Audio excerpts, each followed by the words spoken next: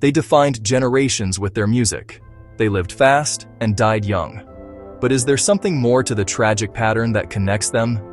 Why do so many music icons exit at exactly 27 years old? This is the investigation into one of pop culture's most enduring and tragic mysteries.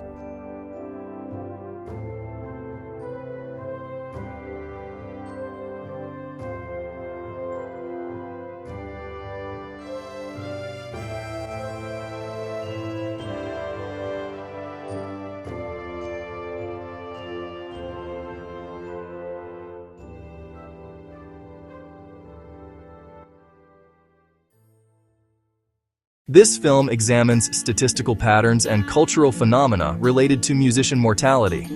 It addresses sensitive topics including addiction and mental health with respect for the artists and their legacies.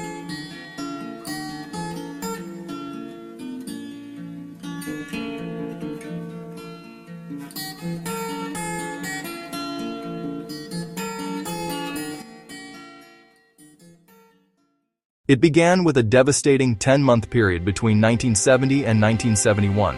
First, Jimi Hendrix, choked on his own vomit after barbiturate overdose. Then Janis Joplin, heroin overdose alone in a hotel room. Finally, Jim Morrison, heart failure in a Paris bathtub. 3 icons, all 27, all gone within a year.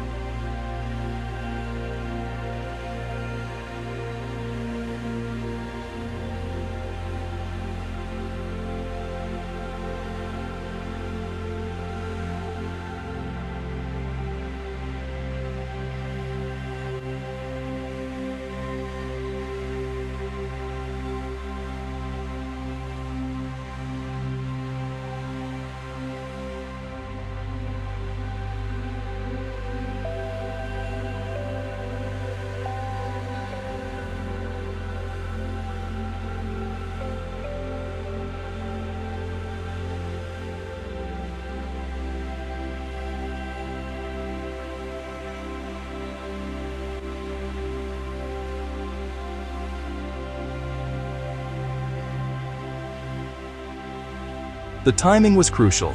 These artists came of age in the 1960s, when boundaries were being shattered daily.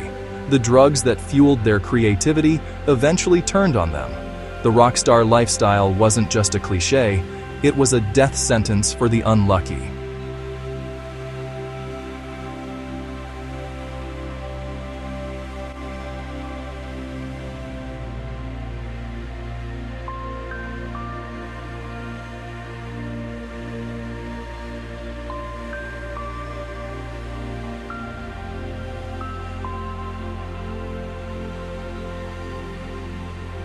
Their deaths created a pattern that would haunt music for decades.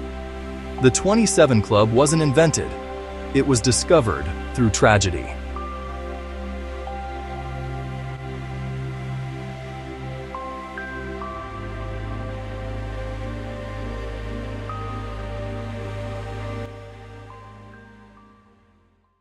So is there really a 27 Club statistically?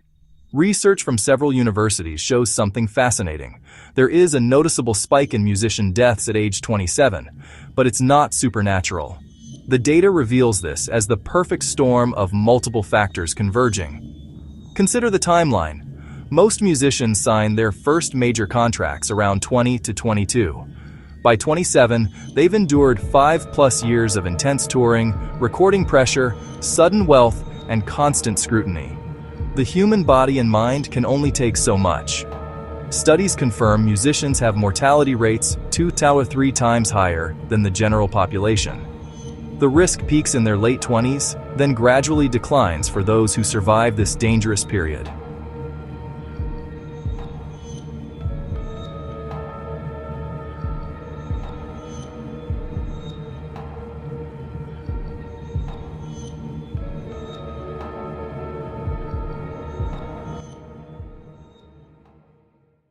The phenomenon returned with terrifying force in 1994. Kurt Cobain, another 27-year-old genius, another tragic end. But his story revealed new dimensions, the added pressure of 24/7 media scrutiny and the specific mental health challenges of creative people. Amy Winehouse's death in 2011 reinforced the pattern. Her struggle played out in real time through tabloids and social media. The 27 Club was no longer just about drugs. It was about what happens when extraordinary talent meets impossible pressure. The list extends across genres and decades. Blues legend Robert Johnson in 1938, Rolling Stone Brian Jones in 1969, artist-musician Jean-Michel Basquiat in 1988. The pattern persists because the underlying conditions remain the same.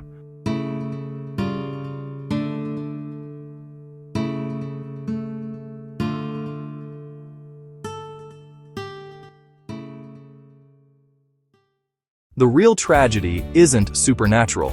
It's that these deaths are largely preventable.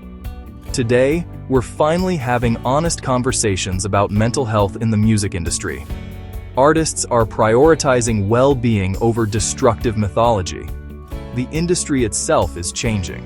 Record labels now provide mental health resources, tour managers receive psychological training, and artists are protected from the worst excesses that destroyed previous generations.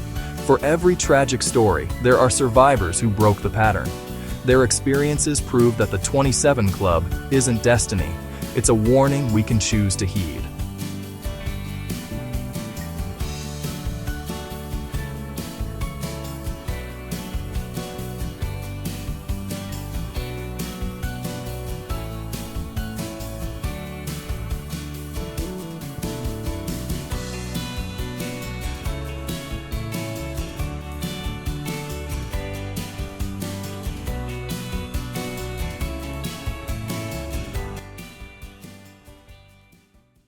The 27 Club endures not because of any supernatural curse, but because it represents something real about the collision of genius, pressure, and human vulnerability. These artists left us too soon, but their stories continue to teach us about the price of creativity and the importance of protecting those who give us so much beauty. Which artist's story affected you most? Share your thoughts in the comments. For more investigations into music's greatest mysteries, subscribe now.